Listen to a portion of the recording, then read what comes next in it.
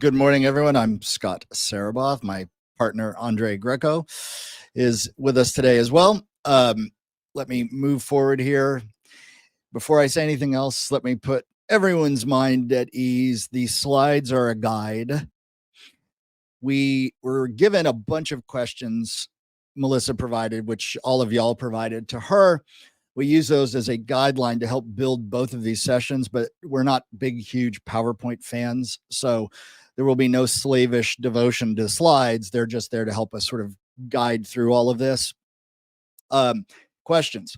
If you have a question that seems super relevant to be answered on the spot, I will pop it up on the screen like that, and we can talk about whatever it is. Otherwise, we will be saving all of the questions and getting them answered either end of one session or in the next session or during the Q&A at the end. You'll notice here we have something post-training. So part of what we're providing for y'all is from now until our last session together, which should be a total of either 4 or 6 weeks. Both Andre and I are available offline for phone calls, for emails.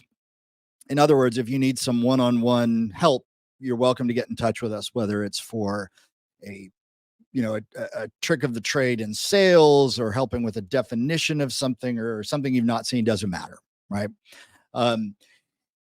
Everybody here has just as much experience as we do. And what I mean by that is you guys all have boots on the ground. And so the issues you run into, well, that's your experience, and they'll help us and inform us on how best to help you. And number 5, this is the most important thing. The whole point of both these sessions is to help you win more business, period, full stop. It's the only reason we're doing this. Educating you on your target market and the segments within is designed to help you win more business so you can speak the language more effectively. So on that note, let us move forward.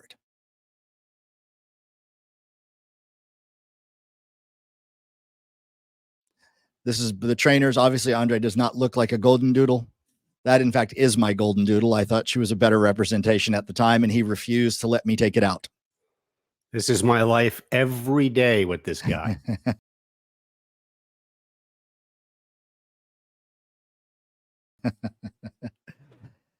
Starting right here, and we're going to go right to Andre to talk about the very basic beginning of all this. What in the world is the difference between an integrator and a dealer?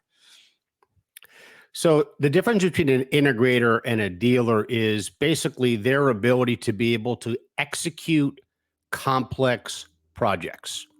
So a dealer is typically defined as someone who is doing residential, light commercial, video surveillance, access control, and burglar alarm systems, but typically in a standalone format.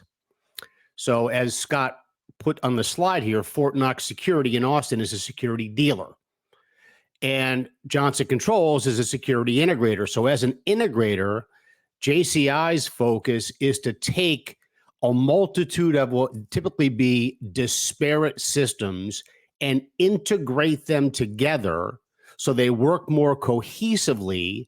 Either that is through the use of a single graphical user interface, or if it's just sharing data between databases of different systems so that it makes it easier for the end user to get the most benefit out of the systems that they've chosen to have installed. Those are the two primary differences. When you're talking about the differences between an integrator and the dealer, very often, if you've ever heard the term trunk slammer, it's a somewhat desultory term, but dealers tend to be smaller. That's not a hard and fast statement, but integrators tend to be larger. Dealers tend to be smaller. If you look in the phone book in Austin, security sales, you'll find dozens of dealers, maybe more, not as many integrators, but the integrators will be bigger. Your integrator is the company going after the school, the airport, the multi-site facility, like a gas station with 80 locations. Dealers typically don't go after that. There are exceptions, but it's a good rule of thumb. When you're talking about integrator and dealer, yes, they both deal in security. Just remember the integrators, larger install workers more ability to do multi-state and multi-site products.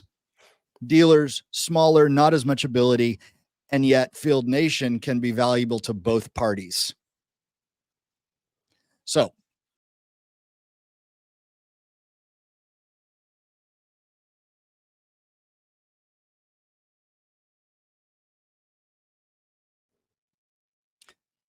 I have an integrator, I have a dealer. Well, where the hell do I find business? There's a billion different places that business can be found. We've just thrown a few up here. But in the life of a salesperson for a dealer and integrator, Andre will tell us a little bit about what these guys and girls do to find business. So a couple of the areas that we haven't highlighted up here because they're pretty obvious. Number one, working with existing customers and trying to expand their share of wallet with those existing customers, meaning if they have surveillance, possibly trying to sell them access control, trying to integrate the two systems together, trying to bring visitor management technology in. So good account managers within dealers and integrators will mine their current database of customers on a pretty regular basis to try to find additional opportunities within. Firstly, as you can see in the upper left-hand corner, we have public bid repositories, and there are a slew of those. There are major services out there like Dodge McGraw-Hill, who provide information about bids that are happening publicly and privately across the country. And a salesperson for a dealer or integrator is going to go into that database and put in a keyword search to try to find specific opportunities that may be relevant to them. Typically, these are highly competitive environments. They're low margin type projects. And for someone to win a competitive public bid, they're going to be in the single digit margin. So from a Field Nation perspective, anything that you can do to drive down the installation cost for that dealer or integrator on a public bid job, they're going to absolutely love, because they took it at a razor thin margin just to win it. So you can be of great assistance to them in terms of providing resources that can deliver for less than what they would typically farm the work out to electrical contractors. Okay. Trade shows, we've all done trade shows in the past. You know, you get a booth, a 10 by 10, and you put up some information behind you, and hopefully the dealer or integrator has selected the right kind of trade show where individuals that are coming in are interested in electronic security. You have your major trade shows like ISC East and ISC West and the GSX trade show. Those are the three largest in our industry. And then you have just thousands of local trade shows. Some are vertically centric, for example, doing a healthcare or a higher education show.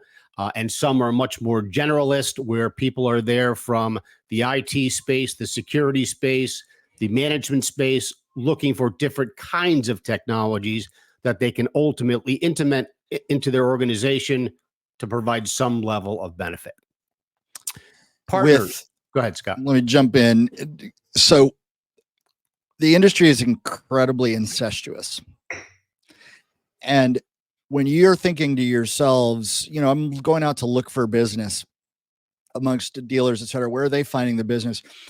They are relying on an extensive network of contacts ranging from camera partners, video management system partners, access gate partners, et cetera, all the way through looking at bid specs and using construction.com and other places.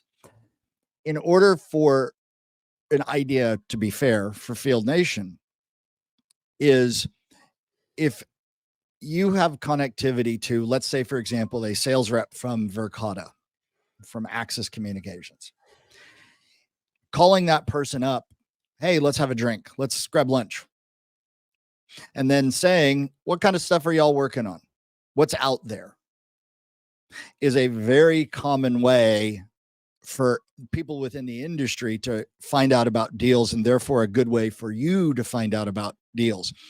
It might sound sideways, but if the Verkada sales rep is working with an integrator on a 200 camera job that requires 4 different sites to be installed, that's a great opportunity for that Verkada salesperson to introduce the integrator to Field Nation, such that the integrator can be exposed to how Field Nation can help them win that specific deal.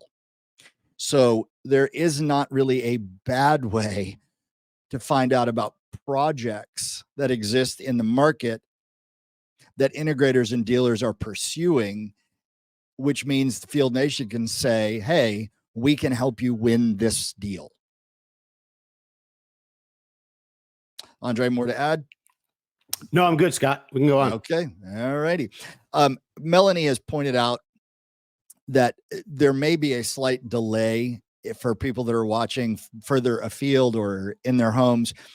Please don't let that stop you from writing questions, etc. We are keeping track through the chat of any questions that come in. Haven't seen any so far, so either we're really that good or that bad. And we will save them and we will get to them, I promise. But don't let the delay throw you if you happen to have a bit of a delay in what you're seeing and hearing.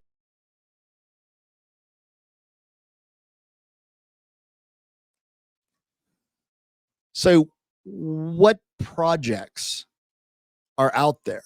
You know, when you're a Field Nation salesperson and you're talking to, you know, John Doe, the integrator, about things they're working on, what kind of things do they work on? Now, a lot of this is, I would assume, somewhat logical if you really think through it, but you can see some of the things that Andre and I have put up here about different project examples. Obviously, the larger and more spread out the project, the more likely a Field Nation part could be sold. If you're installing 4 cameras in a dry cleaner, they're not going to use Field Nation. Let's be realistic. But if it's 4 cameras in 40 dry cleaners across 3 states, that's a different discussion. Largely because most dealers, outside of the ones that we can all name, really integrators, not even dealers, have even multi-city employees, to say nothing of multi-state. We'll come and discuss that a little bit more, but talking about project examples, Andre, let's have a look at some of the things we have up here. So obviously we have multi-site installations like Scott just mentioned, but think of it this way. Everywhere you go today, there's video surveillance. It doesn't matter whether it's a gas station or it's a restaurant or it is a auto dealership, a sports arena, airport. Everybody has cameras. So as you're talking to dealers and integrators about the spaces that they're operating in, you can feel very confident that you can help them regardless of the type of environment where they're doing an implementation. And a lot of people ask, well, do they work in specific vertical markets? Do dealers and integrators focus on vertical markets?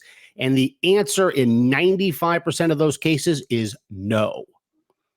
They are technology centric, not end user centric, meaning they will sell video surveillance, alarm systems, and access control to anyone and everyone that could possibly want it, versus being an integrator that says, okay, we do hospitals. That's all we do are hospitals. You're not going to find that or hear that very often because they're generalists across the board as it relates to the technology. And one other thing that I want to highlight here is we talk about projects, right? And we talk about pulling cable and mounting cameras and terminating devices. But one thing that sometimes we forget is that, especially on the dealer side, if they're doing fire alarm systems or they have a lot of residential contracts with end user customers, they are obligated contractually to provide test and inspect services, especially on the fire alarm side. It has to be tested and inspected every 6 months. So if you run into a dealer or an integrator that's doing fire, they may not have the bandwidth to send one of their technicians out to do test and inspect services. So that could be another opportunity for Field Nation to identify a contractor who may want to be able to do just test and inspect services. You get a technician who could possibly be older, been in the business for 35 years, is all done, pulling cable, mounting, terminating, crawling in attics and crawling up ladders. All they want to do is test and inspect. Well, that takes a huge burden off of that dealer and integrator if they can use subcontracted services to go out there and do test and inspect. Andre, would you address, it's very topical, let's address Melissa's questions. Just fire. So you do have to have a low voltage license to do a test and inspect on a fire alarm. Access control, video surveillance, burglar alarm. You do not need a license to go out and do an actual test and inspect on an account. Excellent. Thank you, Melissa. So pull that down and continue on here.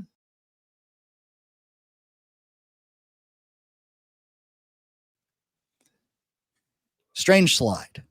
The lead. What's a normal lead? What's an abnormal lead? How are leads handled within the integrator and dealer sales community? Well, guess what? There is no such thing as a normal lead, or put another way, any lead is a normal lead. Any lead is a good lead. You'll see leads coming from conversations at the local bar, or the golf course, or they happen to be in the grocery store. You're driving down the street and there's a new construction banner up. We're building this location here, and there'll be a general contractor number. So the integrator will call the GC to find out who the sub is for electric. And that sub for electric may or may not have a sub for security. So there's always every lead is a good lead, no matter where it comes from.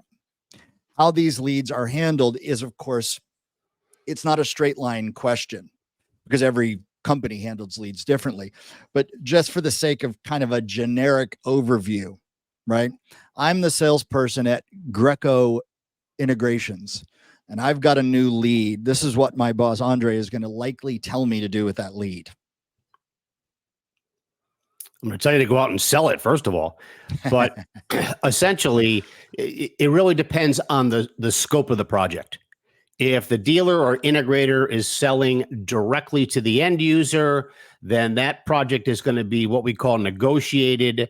And the salesperson from the integrator dealer is going to go out. They're going to qualify the opportunity. They're going to identify what those customers' pain points are. Then they're going to do a site survey to do a conceptual system design, which is essentially becoming the solution to the problem that the end user has. They're going to go back to the office. They're going to put a proposal together. Hopefully they don't email the proposal back to that end user. They go back out with an actual proposal document. They sit with that end user and they talk through and negotiate pricing and scope and schedule. Qualification, Andre. Qualification. Qualification. Tell me a little bit about tell me a little bit about qualification before you answer. Just anyone in the Field Nation crowd. Somebody throw in the chat box. Do you qualify dealers and integrators? And if you do, how do you do it? If you're a Field Nation salesperson. Now, Andre, how do we tend to qualify leads as to whether or not they can be a project? For example, I found an opportunity with a school district, but it's early on. How am I going to qualify that? And what am I going to run into? So you're going to qualify it by, number one, do they have within their budget, their approved budget, funding to be able to go and do the project? Number one. Number two, is it a public entity or is it a private entity? If it's a public school, you know that is going to have to go through the plan and spec process. There's going to be an architect and engineering firm involved. They're going to have to create drawings.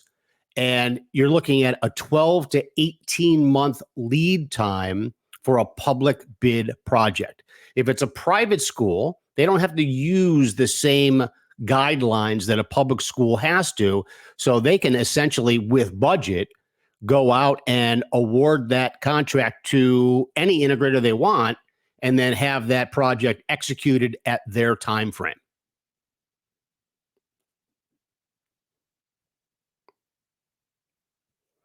Cool little monikers for all of their different things. Right. Field sales value, I think she said earlier, FSV. Right. And then she also added this. Well, guess what? Same thing.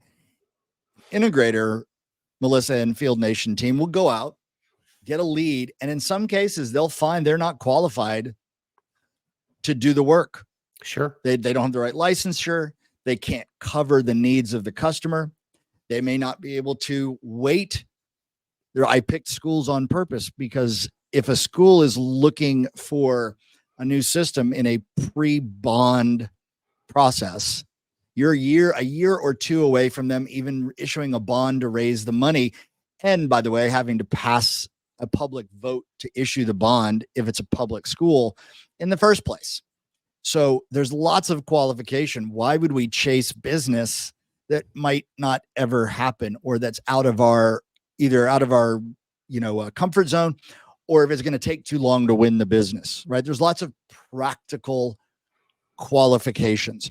If I have an opportunity to win a deal, and again, let's look at it from the Field Nation standpoint.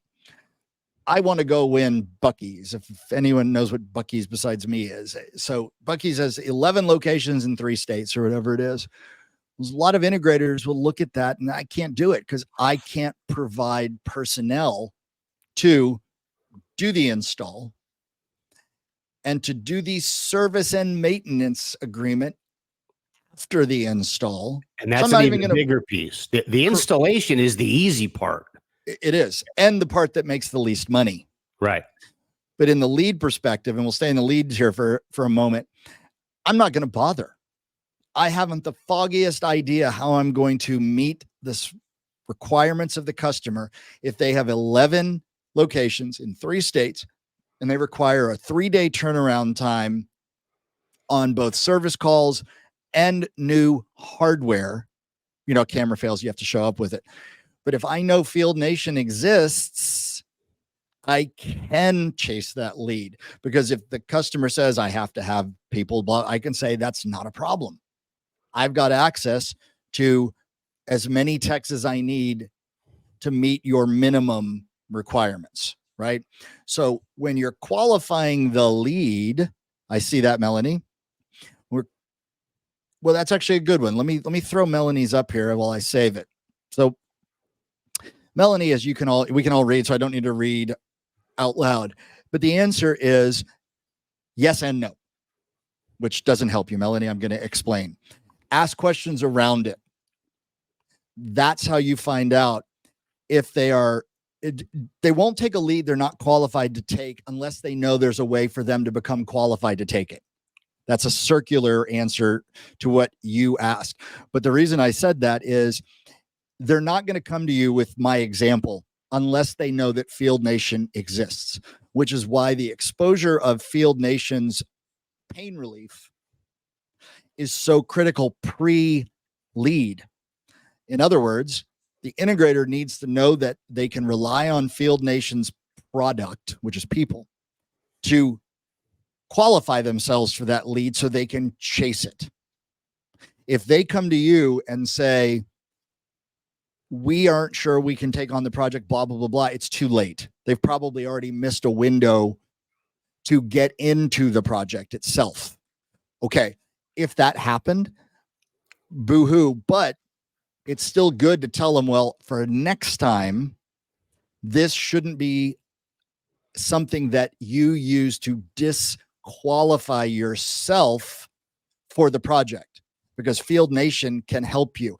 And that's every level that Field Nation provides, from warm bodies to warm bodies with the proper licenses, etc.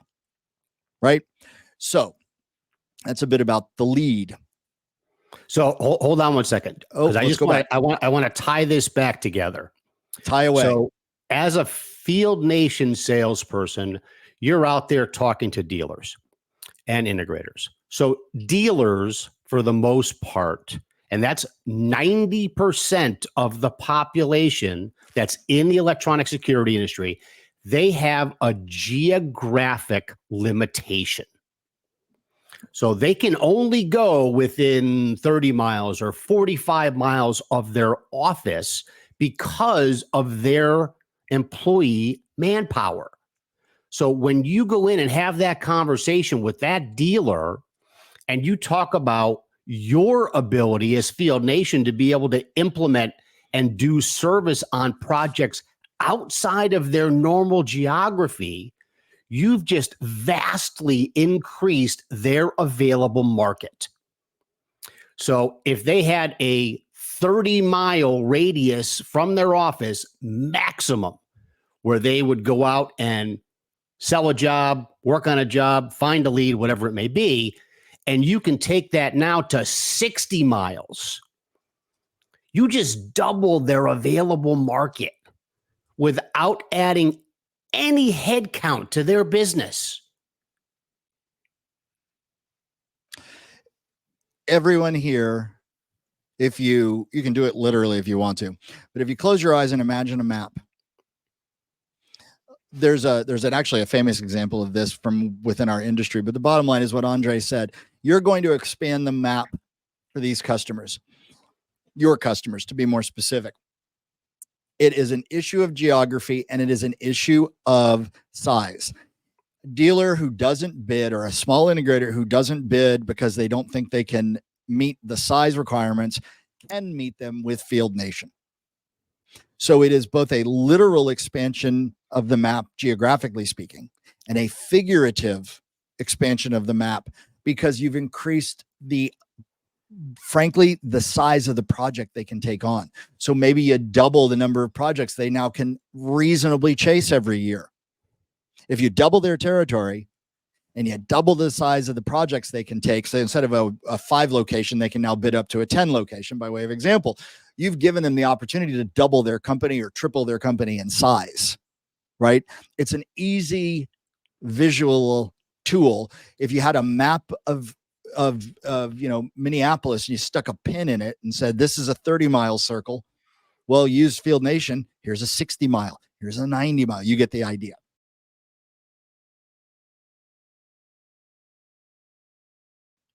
Now, this is my least favorite part of security, but it's a big part of it, right?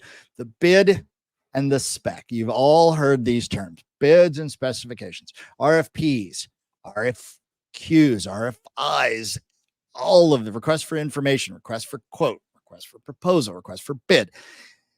A lot of this it's a lot more than just governmental work. You almost always associate this with some sort of government or public work, but there's a lot more of it than just that, right?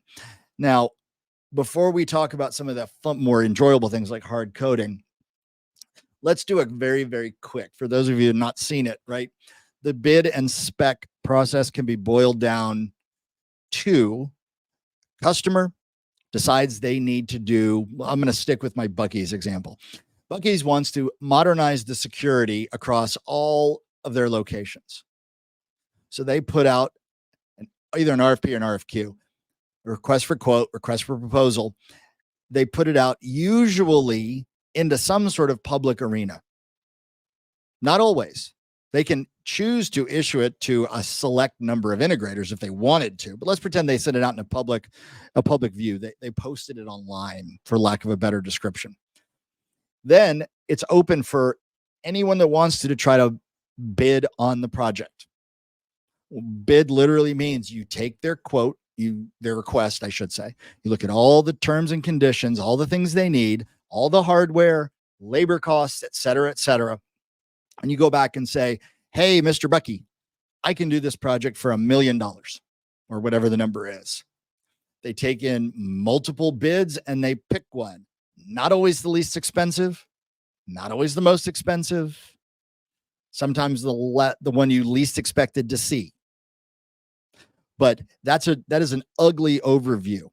Now, when you're looking at bids and specs, I have something here called hard coding. So we're gonna ask our field expert here, Andre, why does hard coding a product into a spec matter? Because if it's hard coded, meaning the language states surveillance system must be by Axis Communications, no equivalents or equals. So that means that only that product can be sold and installed on that project. So if I'm Axis Communications and I'm hard spec'd, that means guaranteed I am getting the business.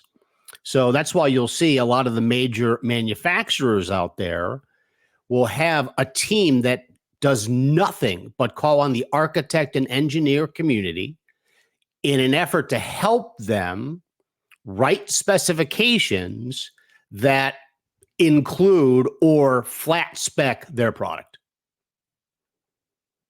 When, to simplify just on the answer, if I make a special widget, what I hope for is that in that bid request, that RFQ, it says you have to use that special widget by name. The other way you can do it is an indirect hard coding, which means you write the language in such a way that only your product can fulfill the terms. That's a manufacturer's trick. Now, during one conversation with Field Nation, we were asked, you ever heard of this process disallowing the use of a third-party installer? Right now, neither Andre nor I have ever heard of an RFP or an RFQ saying you can't use external installers. You can only use your own employees or whatnot. I have seen them requiring licenses for installers, or in one case, security clearances for installers, but not a nope, you can't do it. Now, architects and engineers and consultants are not a direct sales multiplier for Field Nation, not like they are with manufacturers. I would still want to tell them of your existence, but they're not going to, in all likelihood, specify Field Nation in the same exact way. In other words, if you have to use third-party installers, they must be hired through Field Nation. I would be stunned if that ever happened, right? But they're a big part of the security market. And what makes folks like myself and Andre always giggle a little bit is when you understand the definition of the consultant or the A&E guy is they're supposed to be up to date on every single piece of technology in the industry at that moment in time. The idea is if company X, if Buc-ee's hires a consultant, they're hiring them to find out what the best products are for them to use. It is very rare for the A&E or the consultant to have that actual answer. They usually have favorite products. They just kind of recommend over and over. This is important to Verkada, to Axis, to Hanwha, to Genetec, to Milestone. It's good for you to understand why it's important for those companies, but I don't, passing that, I don't think it's that important.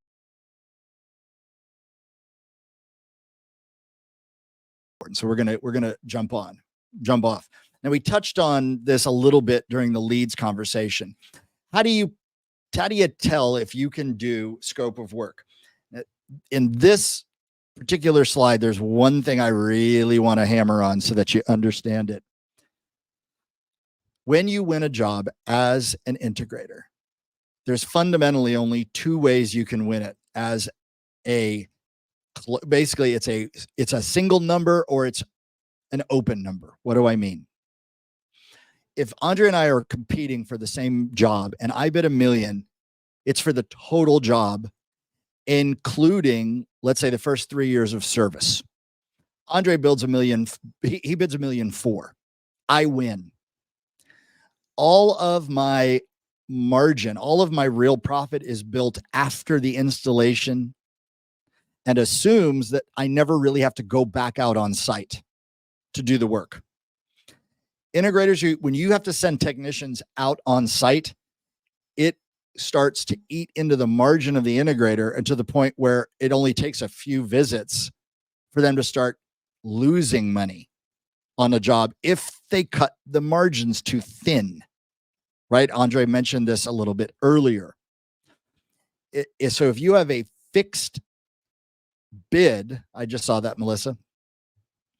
If you have a fixed bid, I build $1 million, you better be absolutely sure that the people doing the installation work are good, that you don't have to go back out there a second or third time to fix install issues, because that will cost you money and might even make the job a loser in terms of whether or not you actually make a profit.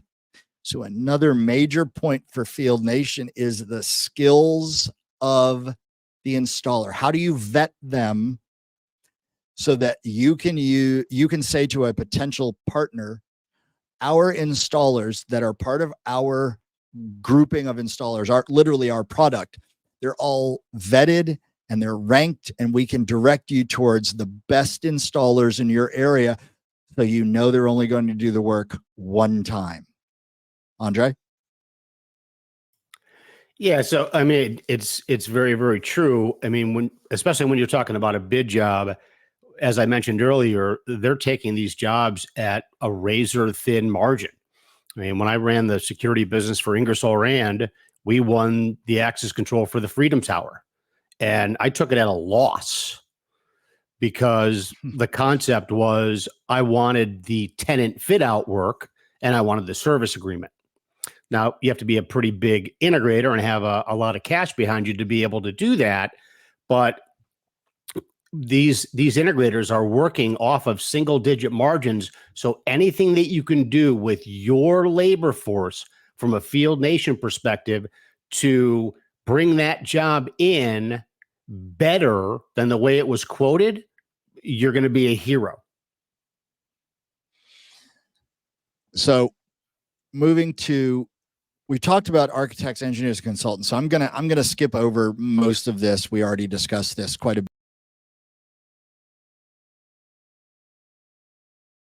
bit. I'm going to go to this slide, but I want to throw something up here very quickly that Melissa had asked. It's another great question. How do you find out about their lead pipeline besides and I don't mean to be facetious, Melissa, but actually asking them, how's your lead pipeline looking, right? Is asking them, what problems are you having filling that lead pipeline, right? If you imagine a lead pipeline being 5 steps, right? And the first one is when you actually get the lead in there, you're in the qualification stage. Are they having problems filling it?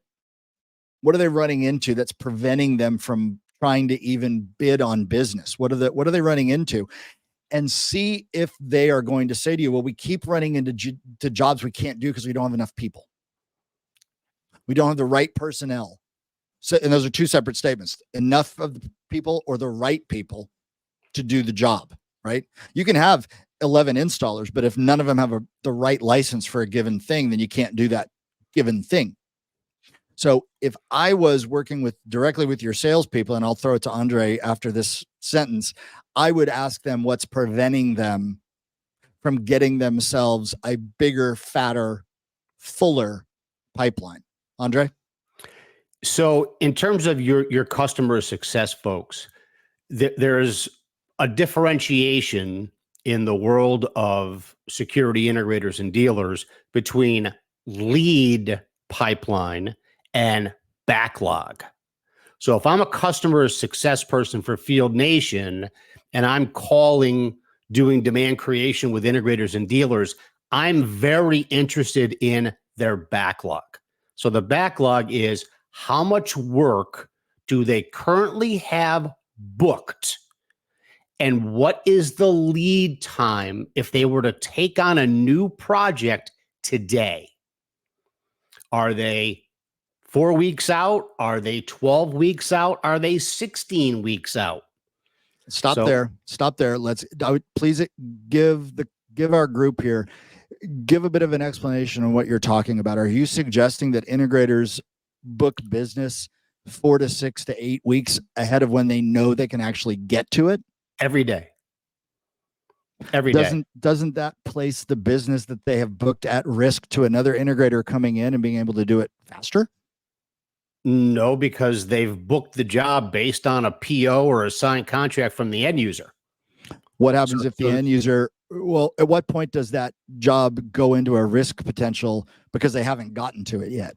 Well, it only goes into risk potential if they are holding up other trades who are out there doing implementation.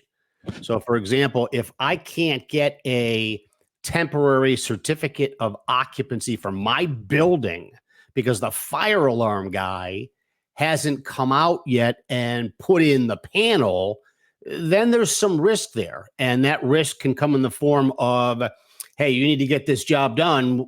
I need to get my CO for this building. Or if it's in the contract, there could be financial liquidated damages that dealer can experience, where if you don't finish this job within the next 4 weeks, every day you go over that 4 weeks, we're going to charge you damages of $1,000 a day. So let's repeat that for the crowd. For those of you that didn't know that, some of those contracts will say that you have X amount of time from a start point to finish a job. And following, let's say I booked a job 4 weeks out and I know it has to be done 4 weeks after the start date. If something happens where I can't get to it until 6 weeks and I can't get it done in 2 weeks, I am contractually obligated to pay the customer every day that it's not finished. And finished doesn't mean I say, hey, Mr. Customer, we finished your work. It means the customer accepts the system. They have to, in writing, say, usually in writing, I accept the system. It's a handoff. And if they don't do the handoff, you're still subject to that liquidated damages claim. So what Andre is saying, and I'm reinforcing, is there are those integrators who will book business knowing they won't be able to get to it for some number of weeks and knowing that they only have a certain amount of time to finish it. And again, how can Field Nation help with that? You can get that business done faster and more of it can be done. Is that about correct there, Andre? There you go. On a much easier and less, oh my God, how would anyone ever do that note, we've got hold on. Here was an interesting one. Let me finish this, Melody.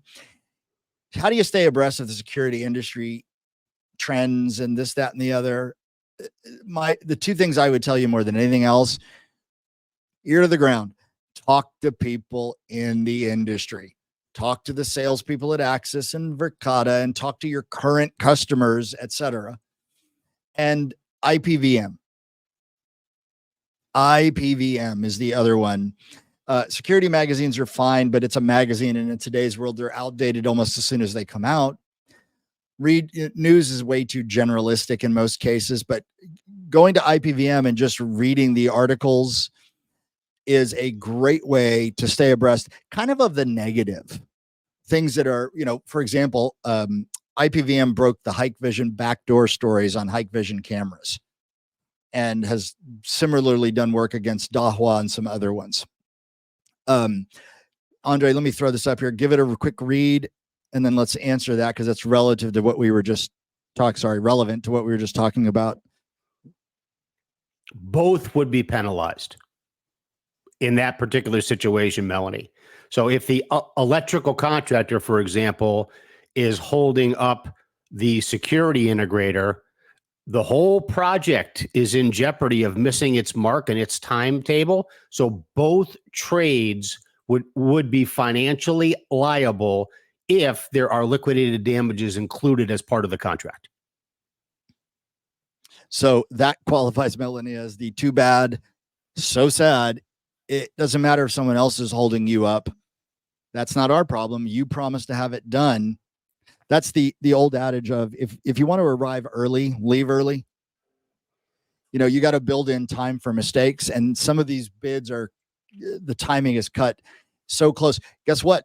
If your manufacturer of IP cameras, as happened a year or so ago couldn't deliver cameras because these sensors weren't available, because the chips weren't available. You know who doesn't care? The customer. Sorry, you told me it would be done. I don't care if Axis can't give you the cameras. That's $1,000 a day until it gets done. Not my problem. You have to be, those are all super risky. And the closer to the vest, the riskier.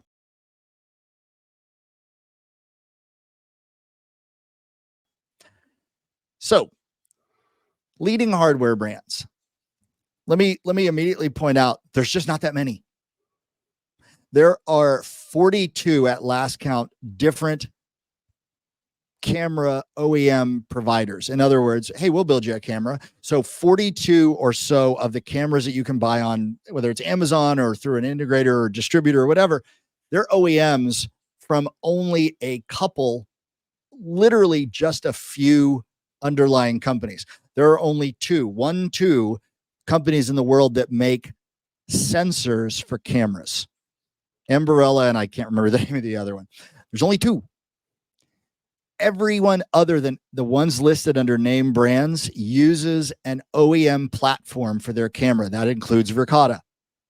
That means in every case, they have gone to a contract manufacturer in China almost without exception, and they have designed and built a camera using an Ambarella sensor, and whether it's a certain kind of brain chip, FPGA, none of that matters. And what they deliver out there has their name on it, but it's the same guts as the competitor. This is important to know for one reason. All of those cameras work exactly the same without exception, period, full stop.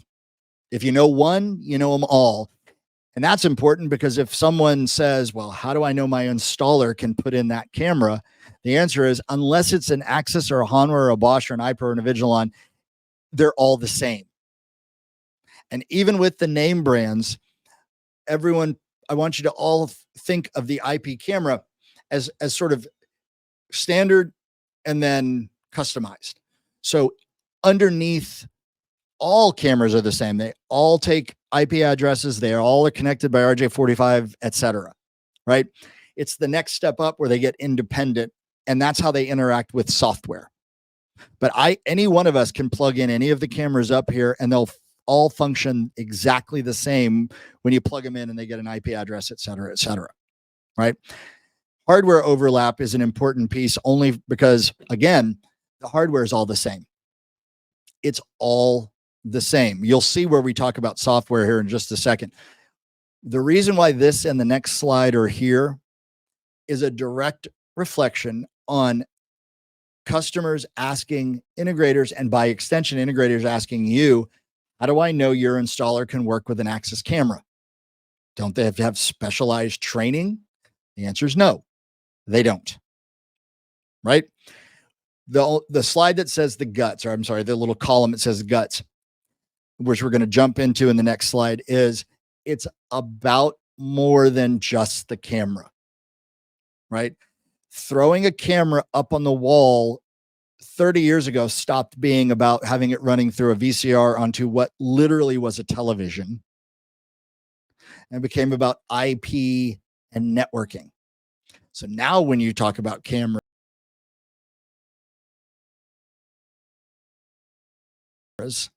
what you need to talk about is the software brands.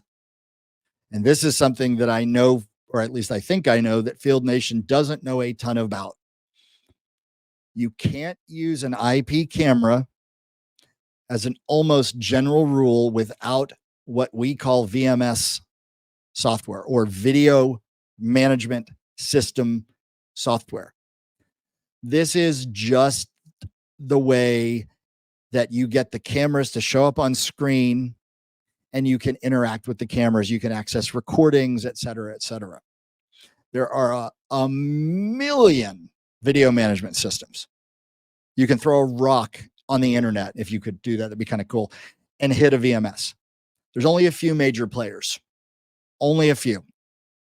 Some of the ones that we have listed here: Milestone, Genetec, Salient, NX Witness, Avigilon has their own, Verkada has their own. They might be OEMs, but they have their own. This is where, and we talked about this, and I'll try to make this as an example. almost anyone who's installed an IP camera can install the IP camera from where it's installed to where it gets terminated into a network switch. You run the wire, you plug it in, it powers up, the little green lights come on. Yay, we're all good. You need sometimes, probably 80% of the time, a different person to get the camera to integrate into the video management system. The companies that I have listed up there, none of them are camera companies. Avigilon, Verkada, and Axis all have their own, quote unquote, own cameras and their own VMSs. Genetec does not. Milestone does not. They work with third-party cameras. So when the integrator's installer finishes plugging in the cameras to a switch, someone has to get those cameras turned up and talking to the video management software, which itself has to be set up for not only the cameras and little things like how you're going to build a display, but putting them on a map and setting up the storage requirements. And are they going to be motion only versus recording all the time, et cetera, et cetera. Those are two different skill sets that you can have contained in the same person. But give you an example. To be fully certified on Genetec's video management system requires a few weeks of training in Montreal, Canada. Just to get it to kind of work is not that hard. But if you want full certification, you go to Montreal. How many Field Nation products, and when I say product, I'm talking about the actual person who's an installer on your platform. How many of your products can configure a video management system? Can we filter on the Field Nation platform by installers who can install and configure a VMS? And if so, which VMSs? Andre, when we put up a camera system with a new VMS, who comes out after the camera guy? Who comes out to do the install on the VMS? Well, typically no one comes out. They do it remotely. So I'll give you an example. I mean, when I ran the security and fire business for Johnson Controls in North America, it was not easy, but we had 110 physical locations across the US. So we were local everywhere. So we did our own on-site implementations and we did our own programming and setup of the head end. I ran a regional integrator based out of Columbus, Ohio, and we also did national implementations. But what we had to do is we had to sub the installation of the wire, the camera, the switches out to either an IT VAR or an electrical contractor. Once everything was plugged in, we had somebody in Columbus, Ohio that would remotely log into that head end and do all the programming of the cameras. So from a Matrix Systems perspective, we never went out to the job site. We did everything remotely, but we had to use very expensive labor to actually go out and do the physical implementation of the work. When you have remote installation, that it means exactly what Andre makes it sound like, is that it is something that you're able to do simply by network access. Not everyone has network access. If you're installing in a system that's closed where it has no internet access, like as if you're working at Sam's Club or Walmart, somebody does have to go out. Can't do it remotely. So someone has to kind of understand how all these things work. So sometimes you rely on the manufacturer themselves. Sometimes you'll ask Genetec or Milestone to send an engineer out to do the configuration, or you have your own people trained. Even if now as I understand Field Nation, you've got a ton of IT experience. So if the customer wants to do an external configuration, meaning someone logs in remotely to do it, what does the security installer have to do to get the system ready for external network access. I know, and Andre knows, and I'm sure we all do here, but that's another question that has to be thrown out is, okay, is the person that I'm having install the cameras, who's going to set it up for config? Is the customer going to do it? Is the installer going to do it? Do they have enough of an IT understanding to be able to open firewalls and configure ports for external access? Things like that. The other things that are up under software brands, just so you understand why they're here, PSIM, dirty secret of the industry. No one actually knows what PSIM stands for. It's got like 19 different definitions. It literally is explained like this. If you walk into an office building and there's an elevator control system and an HVAC system and an environmental system, et cetera, escalator, and everything is tied together in one screen, that's what a PSIM does. It gathers all these different things together and makes it a single, what we like to call a single pane of glass view, right? They're very rare because they're frighteningly complicated to build and then maintain. So almost no one has even tried to be successful. And I would argue no one has been successful with PSIM sales. Genetec is up there because they sort of accidentally have one, but that's a different discussion. Open versus closed system. I'll use Verkada as the example. If you buy an Axis camera, you own that camera and it will work with any VMS in the world. It'll even work on a browser.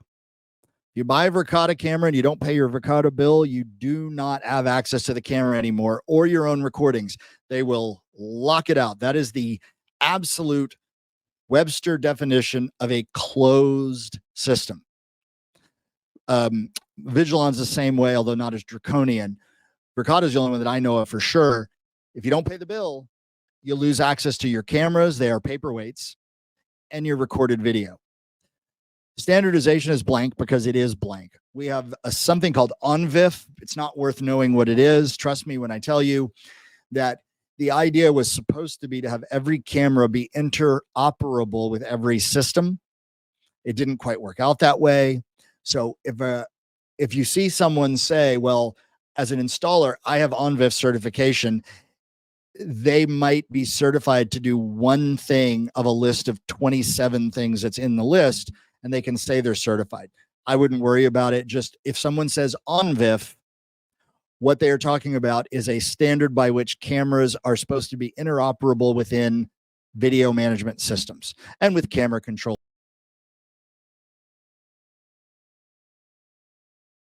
Now, I don't know how much everyone knows about some of the actual guts of cameras and VMSs. And this will not be something we spend a ton of time on. I just want you to understand an IP camera is a computer with a sensor in it, and that's it. That's it. It's software and a special sensor that can turn light into a 1 or a 0 based on whatever the code is, right? So an IP camera is a computer with a lens, literally. The reason why things got so complex with the advent of IP cameras was you went from analog systems, which used coaxial video cable and what's called a DVR, digital video recorder. Even older than that, they actually used VCRs. And we've now moved to IP networking systems where instead of using coaxial video cable, you're using Ethernet cable, Cat5, Cat6, Cat7, doesn't matter. And of course, we also have wireless. It is a different animal when you are installing a wireless system versus a wired system. Those are two different skill sets. Again, you can have them both, but it is an order of magnitude more complicated to build a wireless IP camera system than it is to build a wired camera system. And I forget it, Melissa, if it was you or Melanie or Jocelyn who actually asked the question or brought up the question about wireless versus wired systems, but they are very, very different for a bunch of different reasons, and it's two different skill sets. It really is. So you should, again, one of the qualification things, if I'm on Field Nation, can I easily find people who can install a wireless camera system versus wired, or can they do both? That's one of the things that I'd want to be able to filter for so that I could understand the skill of the FieldNation installer, right? The good news is most of the time today, the only real time you'll run into an analog system is if you're pulling down analog cameras and putting up new IP cameras. I'm sure there are analog systems that are still installed. I can't tell you the last time I heard of one. Andre might know something that I don't, but I can't remember the last time I saw an analog system installed. It's got to be 15 years for me. The only time it's ever used today is if there are, significant wiring restrictions, because you can go 800 feet on a piece of coax versus 300 feet using category cable. Yeah. And this is another thing, there are tools in existence to help you convert from analog to digital, the classic A to D conversion. And it is also helpful if your installers, if it can be recognized that your installer has expertise in migrating from an analog system to an IP system. It's not complicated, but it is something to think about.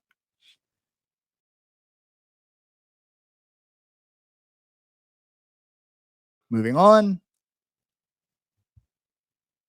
Andre and I, in our other day jobs, right? When we teach sales enablement, we work with companies on sales enablement. One of the things we like to say is that everyone is a salesperson. Every touch point in the company is a salesperson, right? I call this slide the role players in the security sales process. But Andre, let's break that down a little bit from the integrator's perspective, if you will. Tell me about these so-called role players and what they do pre and for add-ons, bolt-on sales during the sales process, and then after the fact. Yeah, so the salesperson is obviously always the point of contact for the end user, or whether that end user is the person that's actually using the system, or in the case of a construction job, it could be the electrical contractor. So that salesperson is responsible for overall customer satisfaction, taking care of any quotes that need to be done, positioning themselves to sell a service contract, add-ons, things of that nature. They're always going to be that focal point to that end user. The sales engineer is an interesting title, and they call that individual a sales engineer, and I've heard them referred to as field engineers. I've heard them referred to as technical engineers. I've heard of them referred to as just engineers. Essentially, regardless of the title, they do the same thing. They are technically more astute than the salesperson. They know how to do actual design of system, not at 50,000 feet, but at 5,000 feet. They understand how the software works and can troubleshoot a problem. And typically they are interfacing with both the salesperson, who may need help from a technical question perspective, who may need design help. And they're also dealing with the end user customer to provide them with IT requirements, troubleshoot problems after the system is installed. And typically they're an on-site resource versus the next category, support and service, which is typically one that is remote. So that would be tech support, first level tech support, second level tech support, and then enterprise tech support for your most important end user clients. They're providing anything and everything from order entry to troubleshooting problems, to remoting into systems, to run diagnostic reports, to run vulnerability studies, to do anything that a technician, quote unquote, would do if they were on site. Typically, integrators and dealers do not have in-house support and service teams. So what will happen the majority of the time is, if the sales engineer from the dealer / integrator cannot fix a problem, they will escalate that to the manufacturer's tech support team. So if I'm having an issue with my Milestone video management system software, and I send my sales engineer out there and they can't figure out what's going on, that sales engineer picks up the phone and calls Milestone tech support, who then will help walk them through the problem and ultimately, remote into the software to see if they can diagnose it that way.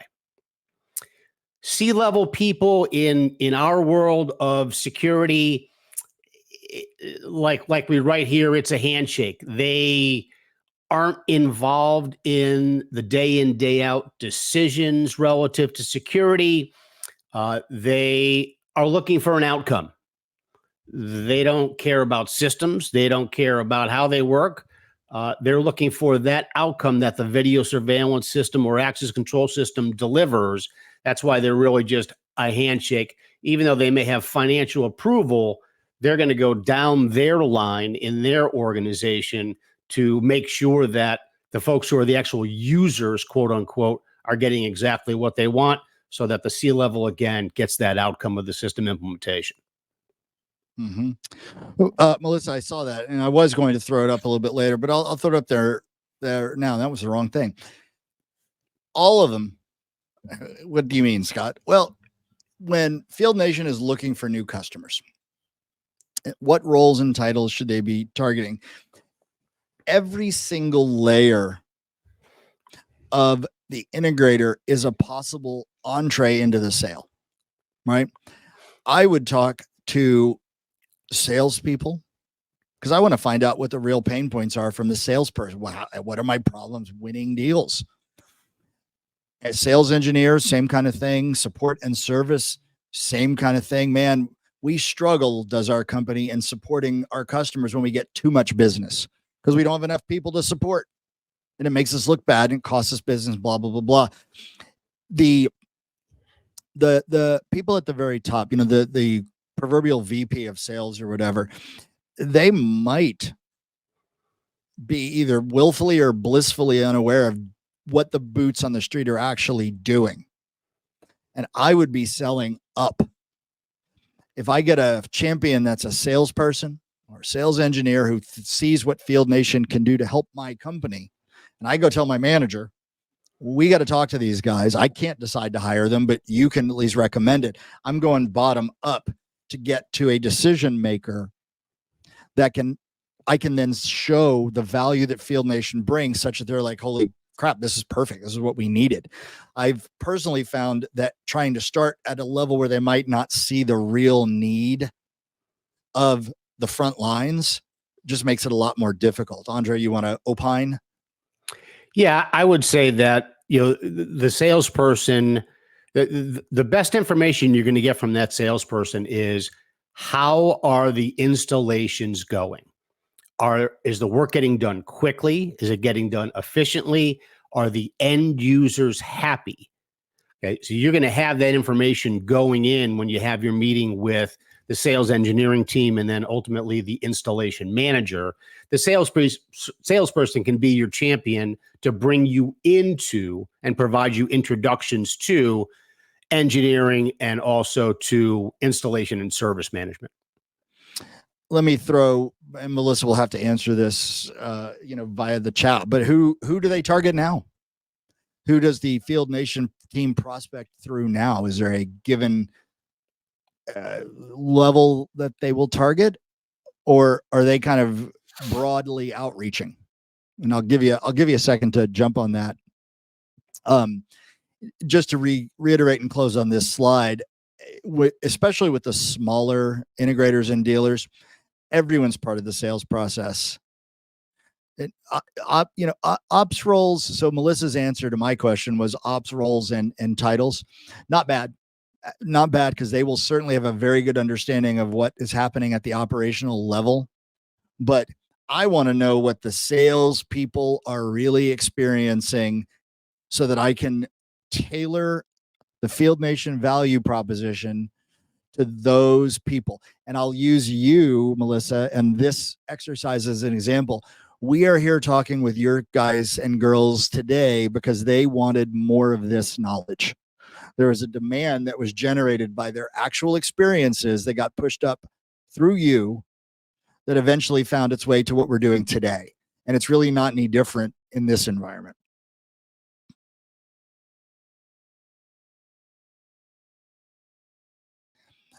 What in the hell is this? A technology, first of all, it's Euro 2024. So by accident, a soccer ball is a great example here. Just so you understand, again, when you're in the world of a larger deal, and I think this is very, very relevant for what Field Nation, who Field Nation targets, really is the right way to say this. Technology shootout is this slide. I want my top camera competitors to come to my location and take the same images at the same time of day and night. And then I want to run them into VMSs that I'm thinking about, and I want to compare them. I want to see who's easiest to use, why they're easy to use, what's the easiest for my people to learn is always a big one. And from there, I'll make my decision, right? The technology shootout is another layer of sales complexity that happens in the larger deals. The 49ers football stadium comes to mind because I did that technology shootout myself, where Field Nation can help the smaller companies answer the bigger call. When I've done multiple of these in my career, and they always include the following. So at Giants Stadium, we had to put cameras ourselves. Now we did it on tripod stands because we couldn't mount them all over the stadium, and then run the cables back to a central location, and then spend all day filming practices and whatever to then turn it in. And if you don't have enough people to do that kind of work, you can't win that kind of job. So again, nothing says Field Nation can't give my little company a chance to win that job. If I can outsource, I'm going to go hire 3 Field Nation guys to help me run all this cable and put up these cameras, set up the 4 computers I need for 4 VMSs, and then try to win the job by then going back to the customer and here's what we showed you, et cetera, right? So it's another way that Field Nation simplifies sales complexity when you're trying to win the job. That's really all the shootout is there for you to understand.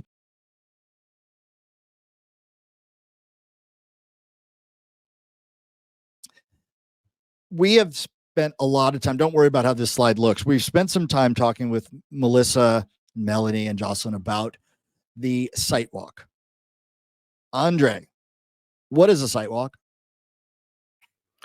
Well, a site walk is when the salesperson, typically a sales engineer, and the customer physically walk the area or the building in which security is being considered. And the salesperson and the the salesperson tries to give the end user a feel for what area is going to be covered, while the sales engineer is more concerned about how am I going to get the wire from point A to point B, and what focal length camera is going to give this end user the shot that they want. One of the things that we've talked about in the site survey discussion, there's really no hard and fast tools that are available for an integrator to use in a site survey. The one that I have up on the screen is really complex in as much as for it to work properly, you've got to have some sort of CAD or rendered architectural view of the customer's building. And then you can move cameras around like little dots and blah, blah, blah. But if I'm going out to a customer's location or on premises and I want to do a site survey, I'm doing it off my own experience, which means I've got a sheet of paper and a pen. Maybe I certainly have a tape measure, probably a calculator. And I'm walking around the building going, well, experience tells me to put a camera here. Experience tells me to put a camera there. And then I'm going to measure out the distances and this, that, and the other. There is no real good tool. Now, I have discussed with Melissa, and it's not really relevant to here whether Field Nation could benefit from having for creating a tool like that, a site survey tool that could be given to the integrators. But understand that the site survey is it is the rubber meets the road part of a security job. It is a pre-sales job. I've got to go out there, and I'll tell you a little anecdote. Everyone here knows who ADT is. A bunch of virtual hands get raised. We've got a very, very good colleague of ours that we use for time to time to help us with this sort of stuff, who says, the ADT sales teams go out and do a site survey. We sell the job. Then I go out there to actually do a site survey for installation. And I've always got to increase what they've done by 2 or 3 times, meaning, 2 people becomes 4.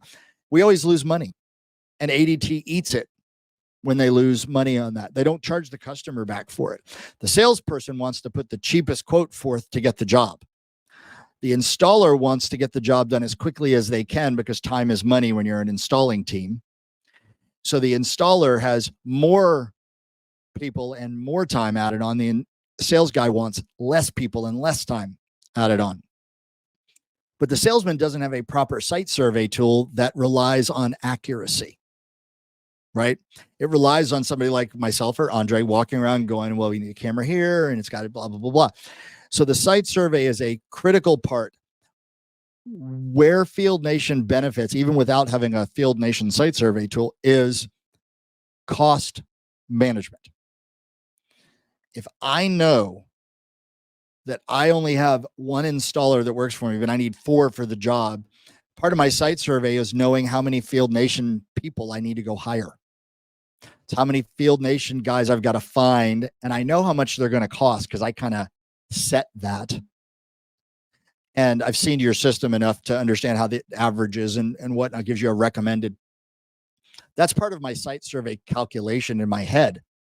I need to know how many people I need for the job, and where Field Nation is beneficial today to the integrator is giving them a fixed cost for personnel. And it is a start and end cost. I'm not hiring someone. There's no W-2 and health benefits, blah, blah, blah. Got it, Melissa. It is a hard cost of from X to Y. They're going to be here on Monday at 8 in the morning. They're going to finish at 5.